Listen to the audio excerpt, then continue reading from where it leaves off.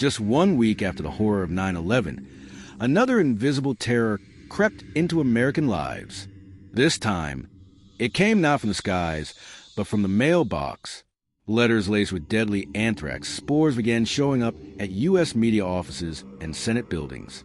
Within weeks, 5 people were dead, 17 more were infected, and the nation was gripped by a fear it had never felt before: bioterrorism. But what made this case different, what still makes it so chilling, is that the person responsible was never truly caught. Instead, the government went after the wrong man, Dr. Stephen Hatfill, a respected bioweapons expert, whose life would never be the same. It began on September 18, 2001, just days after September 11th. A letter postmarked in Trenton, New Jersey, was mailed to NBC News, addressed to anchor Tom Brokaw. Others were sent to the New York Post, ABC News, and even to Senators Tom Dashley and Patrick Leahy, 2 vocal opponents of the Patriot Act.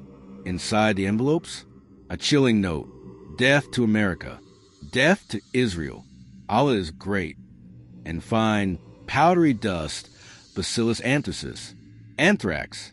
At first, the symptoms seemed like the flu, but within days, postal workers, journalists, and a 94-year-old woman were dying horrible deaths from inhalation anthrax, a form so rare and deadly that most doctors had never seen it. The panic was immediate. Hazmat suits became the new normal. The capital was evacuated. Mail screening centers were shut down nationwide. Americans were afraid to open their mail. The media called it the darkest autumn, and the FBI called Amerithrax, the code name for what would become the most expensive and complex investigation in U.S. history. The FBI's profile was clear: highly educated, access to military-grade anthrax, deep knowledge of bioweapons, likely a loner with a grudge. Suspicion turned inward to U.S. citizens, people who had worked in bioweapons labs.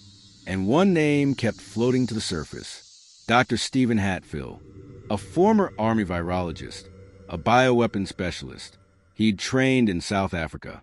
He even wrote about bioterror scenarios.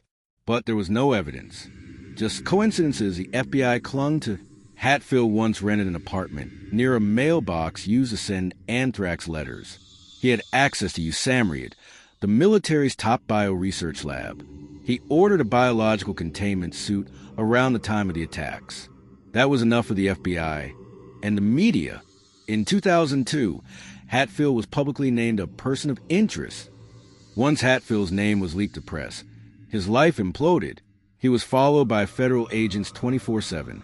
His phone was tapped. He was fired from his job. The media camped outside his home. When he tried to rebuild his life, the government made it impossible. The FBI even ran dogs to his apartment, drained nearby lakes, and allegedly planted evidence.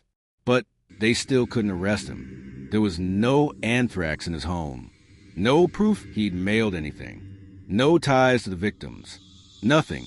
Still, the public was convinced Hatfill was the anthrax killer. Even when he held emotional press conferences to declare his innocence, he was mocked. The government had picked their scapegoat, and they weren't letting go. By 2007, with no arrest, the case was quietly dying. But a new theory emerged. Another name surfaced: Dr. Bruce Ivins, a senior microbiologist at USAMRIID who had been helping the FBI with the investigation. Unlike Hatfill, Ivins had direct access to the exact anthrax strain used in the attacks. He was obsessed with anthrax research. He had odd behavior. He'd sent strange emails about stress and paranoia. In 2008, just days before he was to be indicted, Ivins died by suicide, an overdose of Tylenol. The FBI swiftly closed the case. They declared Ivins the sole perpetrator. Case closed. Amerithrax solved. Except, not really. Many experts weren't buying it. Ivins never confessed. There was no physical evidence tying him to the letters.